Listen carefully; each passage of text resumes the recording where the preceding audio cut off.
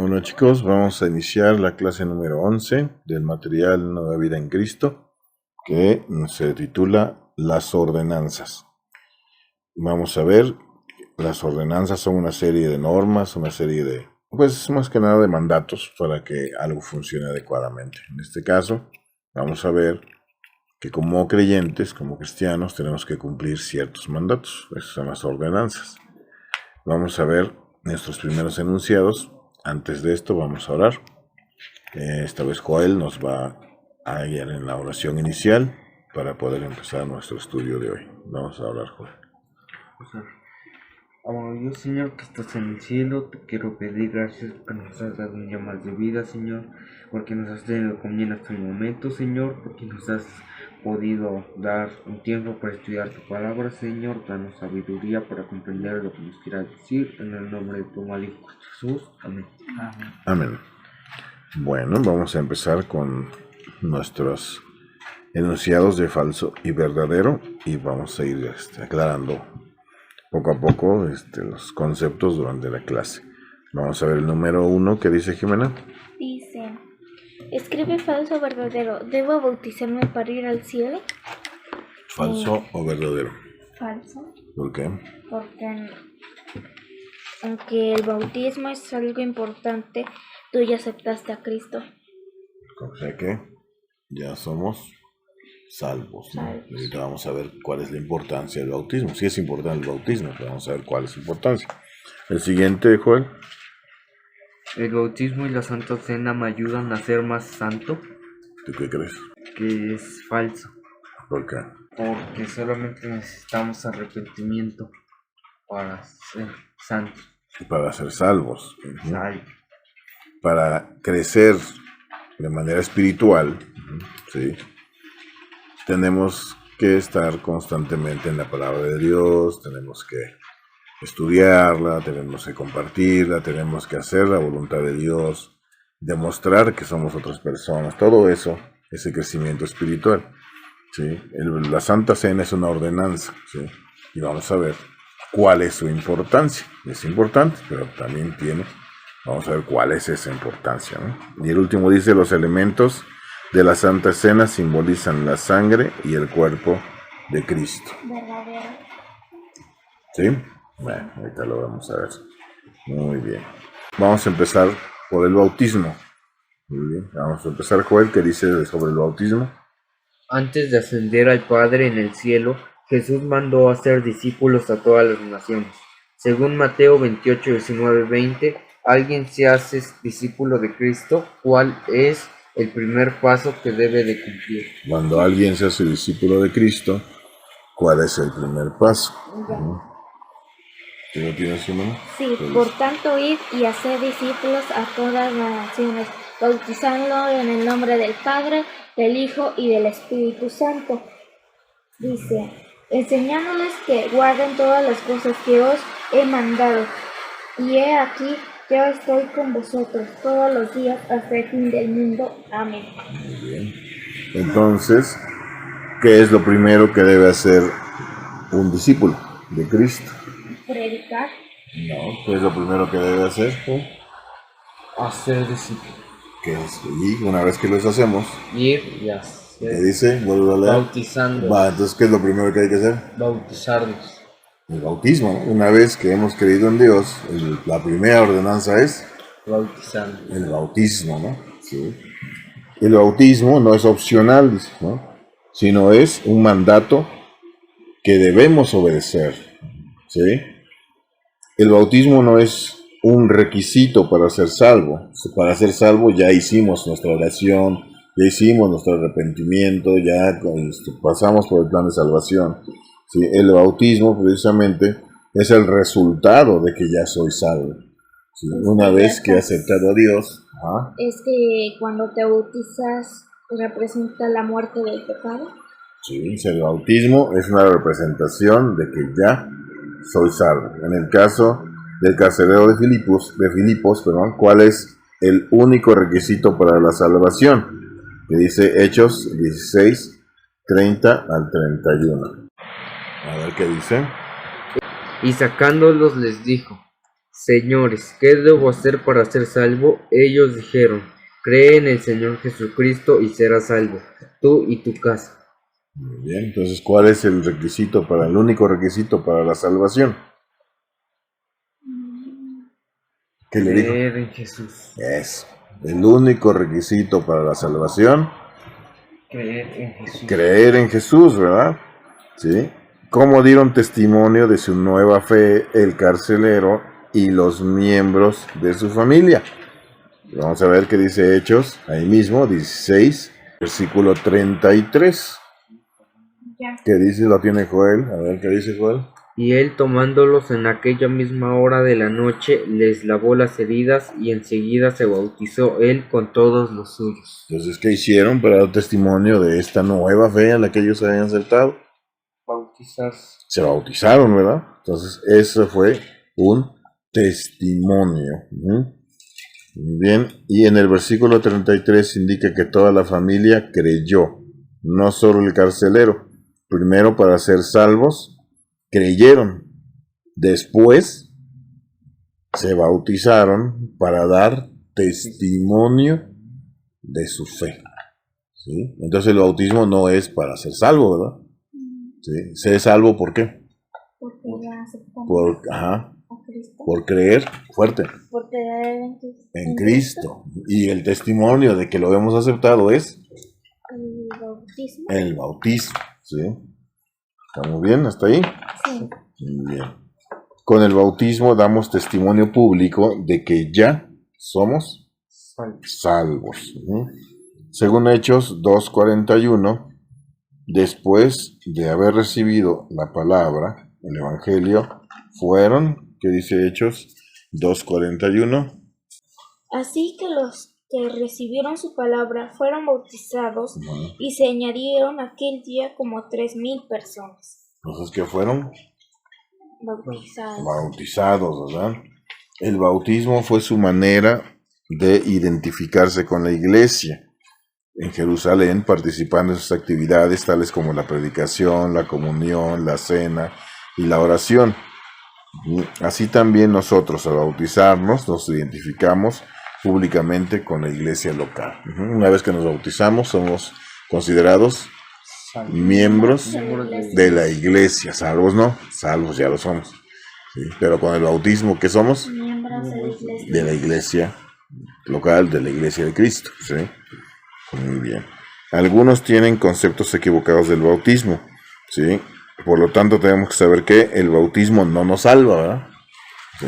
Entonces, el bautismo tampoco es un paso hacia la salvación, sino es testimonio público de que ya somos salvos. ¿Sí? Y por último, el bautismo no nos hace más santos, aunque sí nos motiva Vivir en santidad. a vivir en santidad. ¿Por qué? Porque ya somos parte De Jesús. de la iglesia, que es el cuerpo De Dios. de Cristo. ¿Sí? La iglesia es el cuerpo de Cristo y Cristo es la cabeza. ¿Sí? Ya lo vimos cuando vimos la iglesia, ¿no? Entonces, el cuerpo de Cristo es su iglesia, del cual nosotros somos parte, y Cristo es la cabeza. ¿Sí? Perfecto. Muy bien. Vamos a ver qué dice sobre el bautismo. Un versículo relacionado en Romanos 6, del 1 al 4. ¿Qué dice Juan? Dice, ¿qué pues diremos? ¿Perseveraremos en el pecado para que la gracia abunde?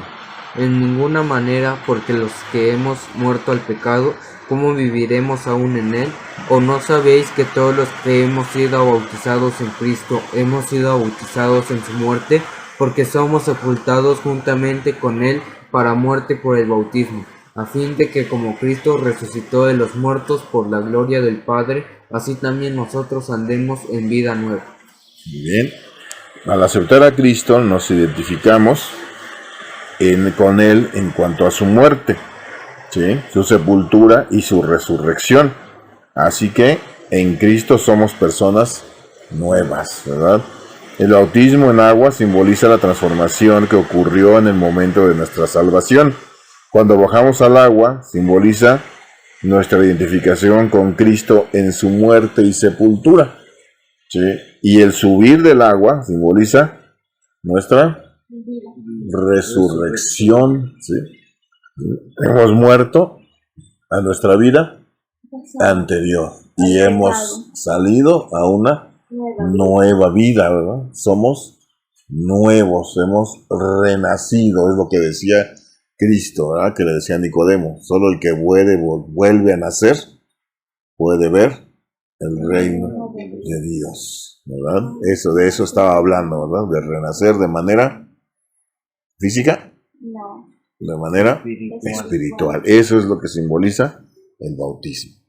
Vamos con la siguiente ordenanza, que es la cena del Señor. ¿Qué dice de eso Joel?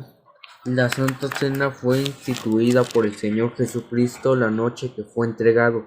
Como señal del compromiso del nuevo pacto, es sagrado y especial, pero no es un sacramento o algo mágico. Sí, así es, no es algo mágico, ¿verdad? Estamos conmemorando algo. Por favor, vamos, lea 1 Corintios 11 del 23 al 26. Ya.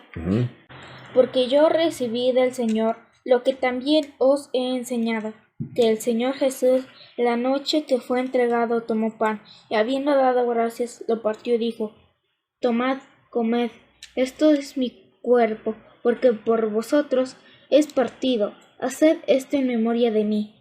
Asimismo tomó también la copa, después de haber cenado, diciendo: Esta copa es el nuevo pacto en mi sangre.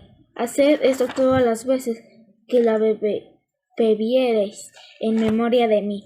Así pues, todas las veces que comiereis este pan y bebiereis esta copa, la muerte del Señor anunciáis hasta que Él venga.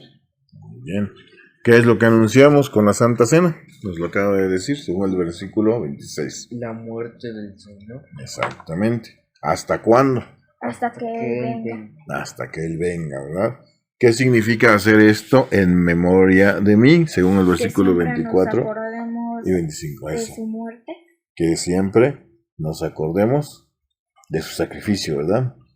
Entonces, este pasaje nos enseña el significado de la Cena del Señor. Es un recordatorio de la obra de Cristo, ¿sí? De su sacrificio en la cruz por nosotros y de su segunda venida, de que Él se fue, pero va a regresar, ¿verdad? Por los suyos. Según los versículos 24 y 25, que simbolizan el pan y la copa. Joel. El pan simboliza su cuerpo y la copa su sangre. Su sangre, ¿verdad? Ahora leamos 1 Corintios 11, 27 al 31. Vamos a ver, yo empiezo con el 27. Dice: de manera que cualquiera que comiere este pan o bebiere esta copa del Señor indignamente, será culpado del cuerpo y de la sangre del Señor. El siguiente versículo, Joel, el 28. Por tanto, pruébese cada uno a sí mismo y coma así del pan y beba de la copa. El versículo 29 dice: porque el que come y bebe indignamente, sin discernir el cuerpo del Señor, juicio come y bebe para sí mismo. ¿Qué dice el 30? Por lo cual hay muchos enfermos y debilitados entre vosotros, y muchos duermen. El 31, Joel. Si pues nos examinásemos a nosotros mismos, no seríamos juzgados. No seríamos juzgados. Muy bien, entonces, ¿qué significa esta acción? Significa que debemos estar a cuentas con el Señor, ¿sí? Para poder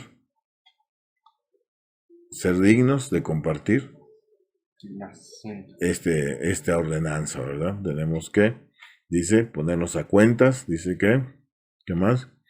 De ser dignos, de estar ahí, porque si no, dice, juicio tomamos para nosotros mismos, ¿verdad? Entonces, debemos estar listos, debemos estar preparados para esta importante conmemoración.